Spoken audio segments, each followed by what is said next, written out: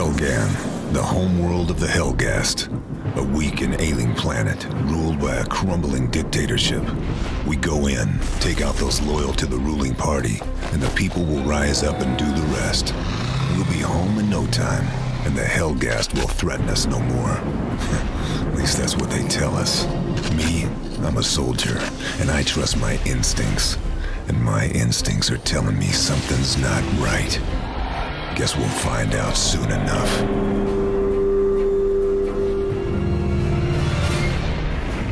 Unleash the whirlwind of our wrath! Our guns never tire, and we have beaten back the foe!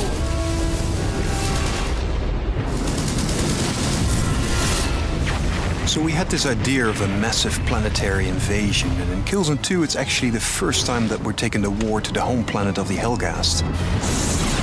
You're outgunned, you're outnumbered, and the notion is that you never quite feel safe. In Killzone 2, the theater of war and the feeling of war is really all around you. It's the ISA battlecruisers in the sky that remind you of the epic war that you're fighting on the planet. But it's also the small things like walking around Helgen planet. And we try to really entrench this feeling of war in all the different elements. Immersion for Killzone 2 is really important for us. So we removed all the distractions, such as the HUD, for example, which always sits in between the player and the actual world. We wanted to make the player feel vulnerable, so we have a lot of things going on that make him feel that he's really there. Another thing we try to do is make the player feel physically connected to the world. There is this valve that you can turn, and you use the 6-axis controller. That really makes the player feel more immersed. We've made everything first person. For example, helping a buddy up a higher area is in first person. If the player dies, the camera will fall over in first person. Because every time you pull out the camera and make a third-person shot, it breaks the sense of immersion. The PlayStation 3 has allowed us to do much more complex things with the AI in Killzone 2. The Helghast will respond much more to the player's actions. They will jump over obstacles and hide behind cover.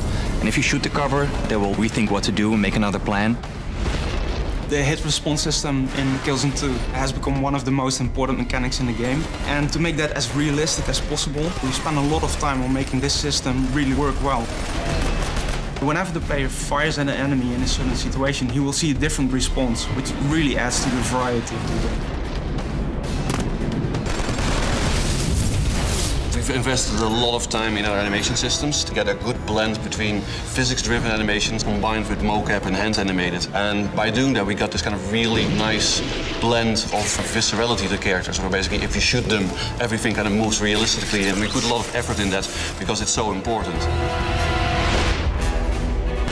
Every hit in our game has got to create a very dramatic impact. You see that in the environments through loads of destructibility, but also on the characters. There's a lot of variety in how your enemies react to your bullets, and that, to us, creates a very unique and innovative gameplay experience.